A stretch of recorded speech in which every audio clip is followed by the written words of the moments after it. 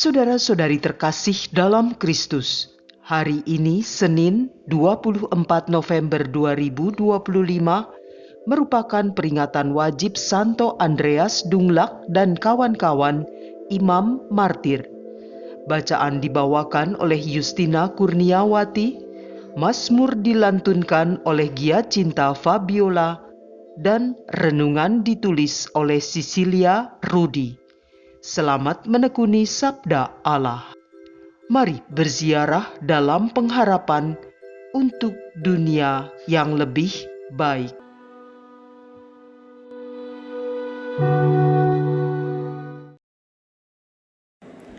Dalam nama Bapa dan Putra dan Roh Kudus. Amin. Allah Bapa yang Maha Kasih, segala puji dan syukur kami panjatkan kepadamu untuk segala penyertaan-Mu sampai saat ini. Bapa, berkati kami, mampukan kami untuk memberi bukan dari kelebihan kami, tetapi dari hati yang tulus. Jadikanlah kami seperti janda miskin yang berani dan percaya sepenuhnya pada kasih dan penyertaan-Mu. Ajar kami untuk dapat melihat dan menghargai pengorbanan kecil dari sesama yang dilakukan dengan kasih yang besar. Lembutkan hati kami, bersihkan pikiran kami, dan biarlah nama-Mu akan semakin dimuliakan. Bapa, kami panjatkan doa kami ini dengan perantaraan Yesus Kristus Putra-Mu dan Juru Selamat kami. Amin. Bacaan dari Nubuat Daniel, bab 1 ayat 1 sampai dengan 6, dilanjutkan ayat 8 sampai dengan 20.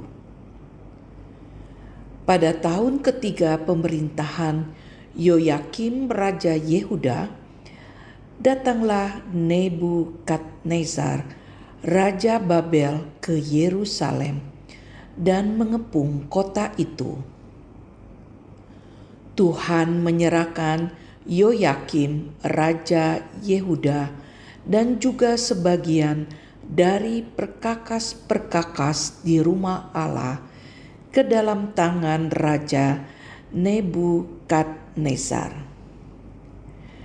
Nebukadnezar membawa semuanya itu ke tanah Sinear, ke dalam rumah dewanya, dan perkakas-perkakasnya itu dimasukkannya dalam perbendaharaan dewanya.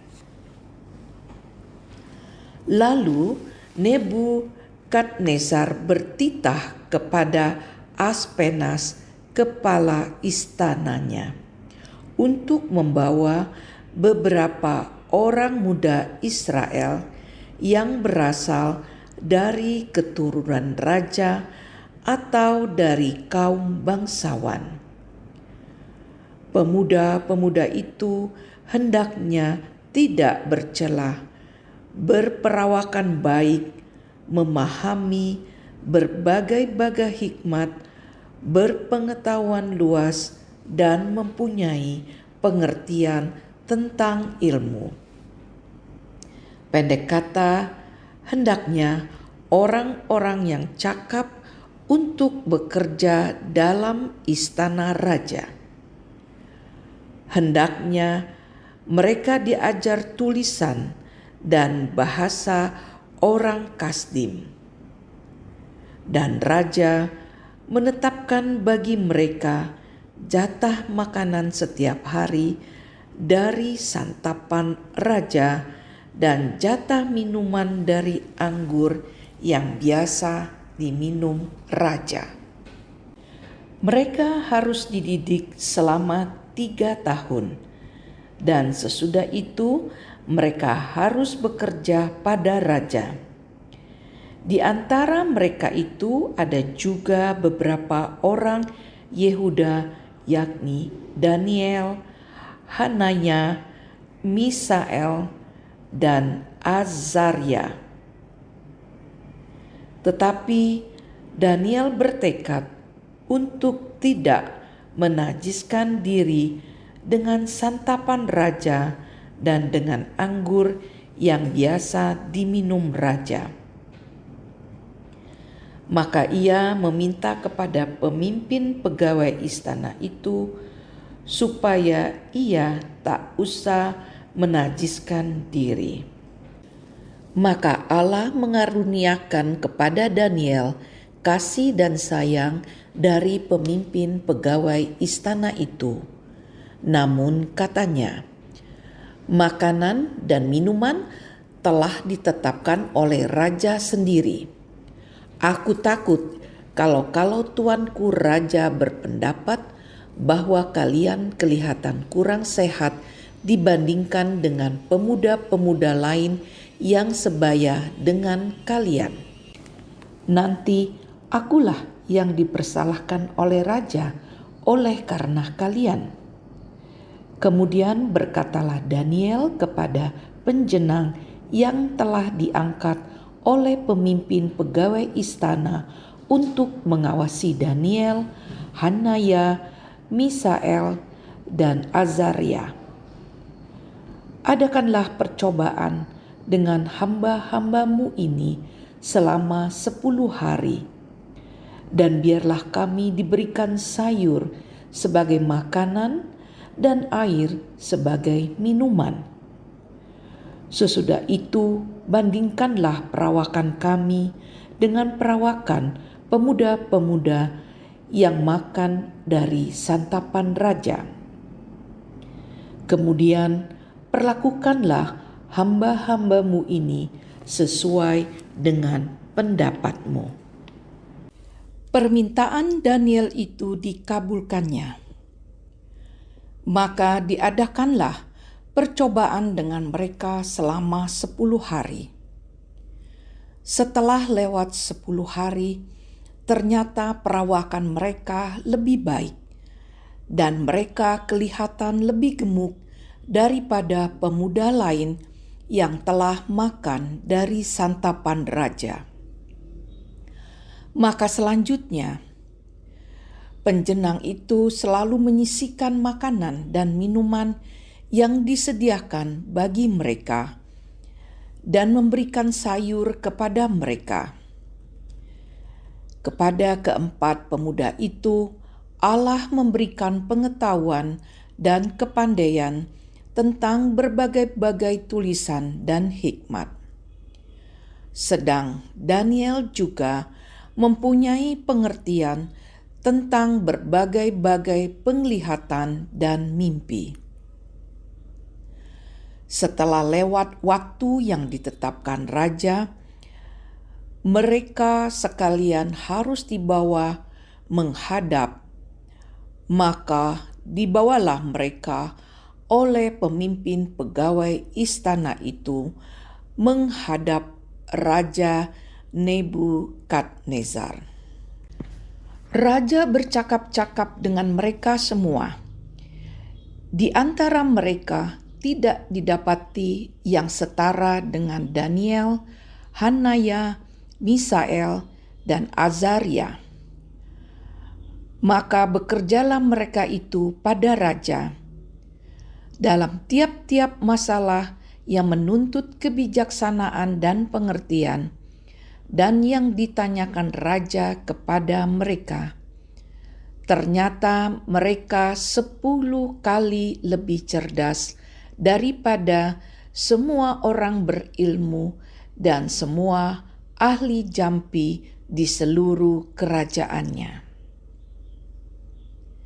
Demikianlah sabda Tuhan.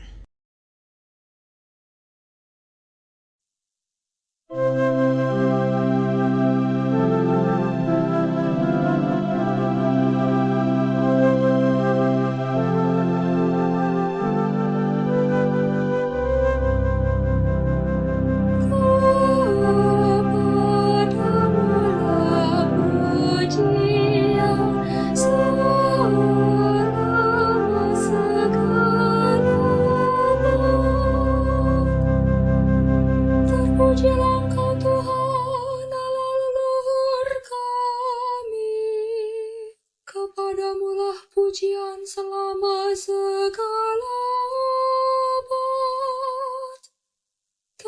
terpujilah nama-Mu yang mulia dan kudus. Kepadamu lah pujian selama segala abad. Kepadamu lah pujian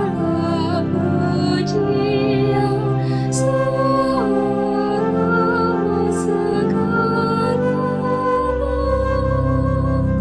Terpujilah Engkau dalam bait-Mu yang mulia dan kudus.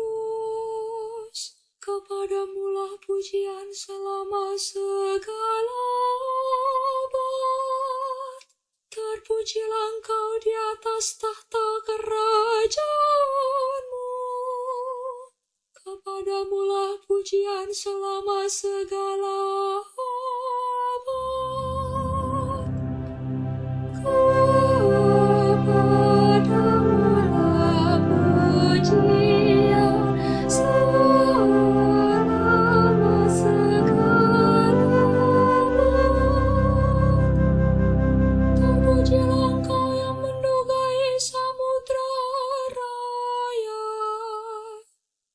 Kepadamu lah pujian selama segala abad. Terpujilah Engkau di bentangan langit. Kepadamu lah pujian selama segala abad. Kepadamu lah pujian selama segala abad.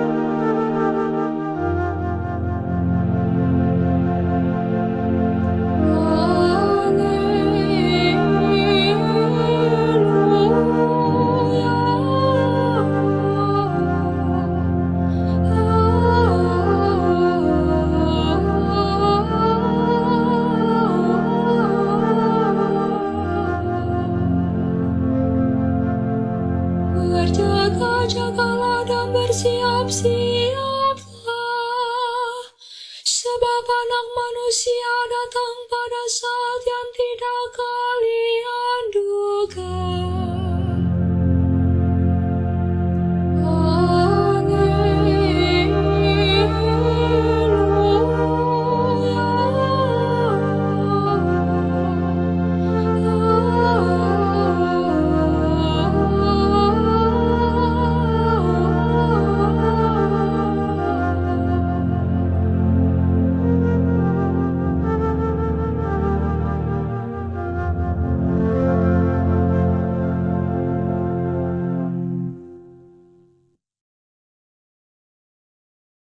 Inilah Injil suci menurut Lukas, bab 21 ayat 1 sampai dengan 4. Di bait Allah tak kalah mengangkat muka, Yesus melihat orang-orang kaya memasukkan persembahan mereka ke dalam peti persembahan.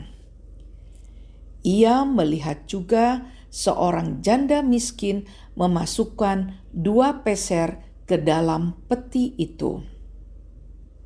Maka Yesus berkata, "Aku berkata kepadamu, sesungguhnya janda miskin ini memberi lebih banyak daripada semua orang itu.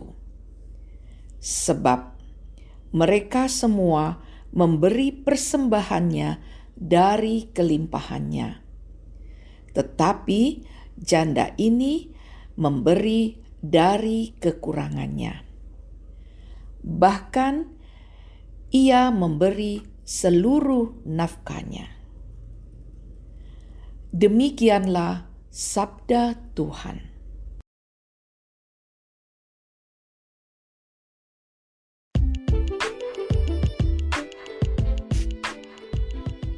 Belajar berkurban dari seorang janda miskin.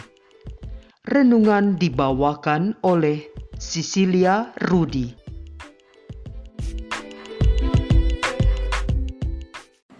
Saudara-saudari, sahabat terkasih dalam Tuhan Yesus, Shalom. Hari ini kita diperkenalkan pada sosok Daniel, tokoh penting dalam Perjanjian Lama yang dikenal karena kebijaksanaan, kesetiaan, dan kemampuannya menafsirkan mimpi serta penglihatan. Salah satu kisah terkenalnya adalah saat ia selamat dari gua singa. Kisahnya menjadi inspirasi tentang iman, kesetiaan, dan keberanian dalam menghadapi penindasan.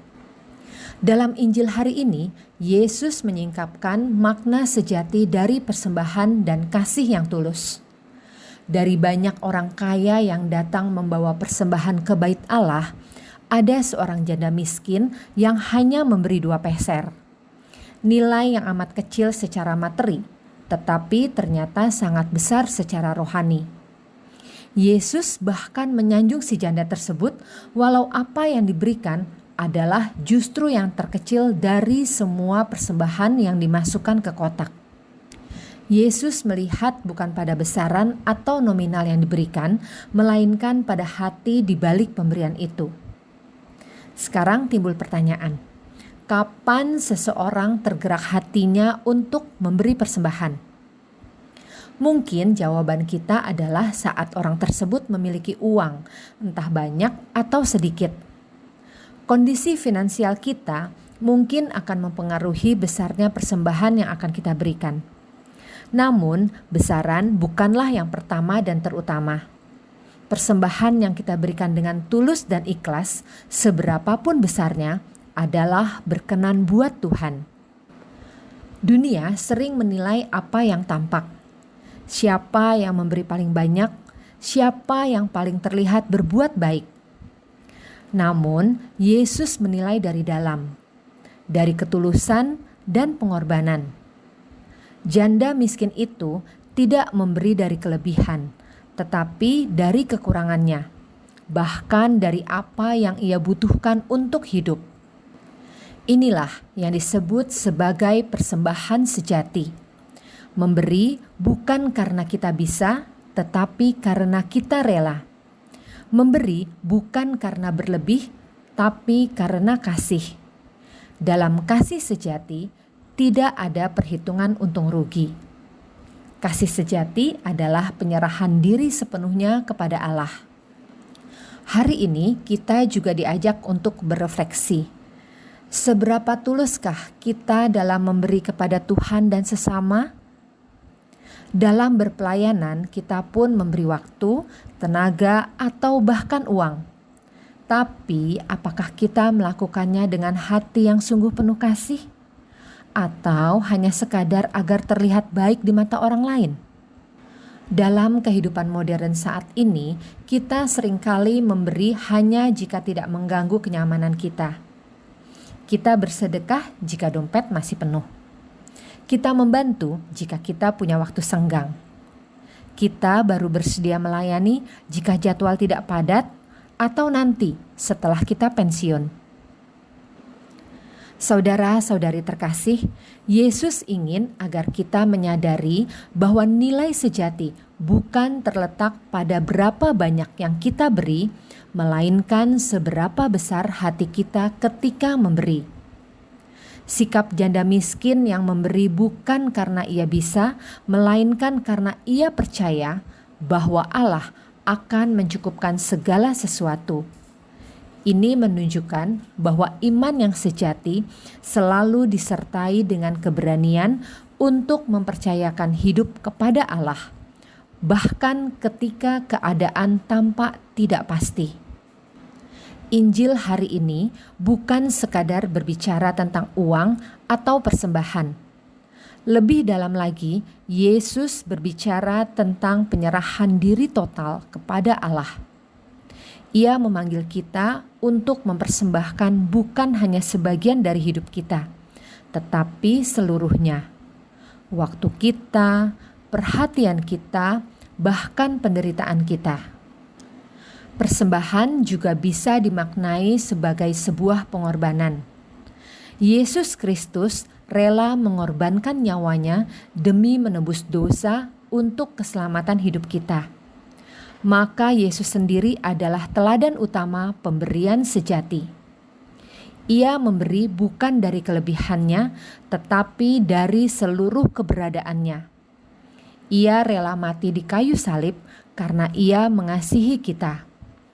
Maka ketika kita memberi dengan hati yang tulus, kita pun sudah ikut ambil bagian dalam kasih yang menyelamatkan dunia. Ternyata 2 peser saja cukup dan berkenan pada Tuhan jika itu dipersembahkan dengan penuh ketulusan. Artinya dengan apa yang kita miliki untuk dipersembahkan penuh iman dan ketulusan, Tuhan sanggup memakainya untuk menjadi berkat. Dalam kehidupan sehari-hari, bentuk 2 peser kita mungkin berbeda-beda. Mungkin itu adalah waktu singkat kita untuk berdoa di tengah kesibukan, atau kesabaran untuk mengampuni, atau bantuan kecil bagi orang yang membutuhkan. Tapi bagi Allah yang melihat hati, itu adalah persembahan besar. Memberi lebih banyak bukan secara nominal, tetapi secara rohani. Memberi persembahan berarti juga bersyukur.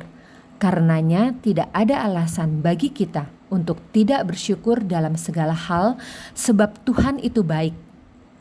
Karena Ia telah lebih dulu memberikan dirinya dan nyawanya secara total demi selamat kita.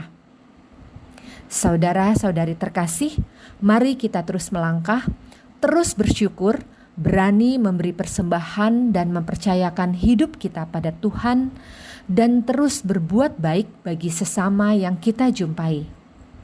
Selamat beraktivitas, berkat Tuhan menyertai kita semua. Amin. Marilah berdoa. Bapa yang baik, terima kasih kami telah Kau segarkan dengan firman dan pengajaran-Mu. Mampukan kami untuk mempersembahkan dari apa yang ada pada kami tanpa perhitungan untung rugi. Mampukan kami untuk terus berefleksi dan mengevaluasi diri, sehingga semakin hari kami semakin menyadari akan semua kasih dan kebaikan-Mu dan semakin mencintai Engkau melalui sesama dan lingkungan kami. Bapa, berkati semua aktivitas kami agar apa yang kami lakukan adalah sesuai dengan kehendak dan rencana-Mu. Jadikanlah kami saluran berkat-Mu untuk sesama kami yang kami jumpai dimanapun kami berada. Dan semoga hidup kami memancarkan kasih-Mu hingga akhirnya Engkau semakin dimuliakan. Amin. Dalam nama Bapa dan Putra dan Roh Kudus. Amin.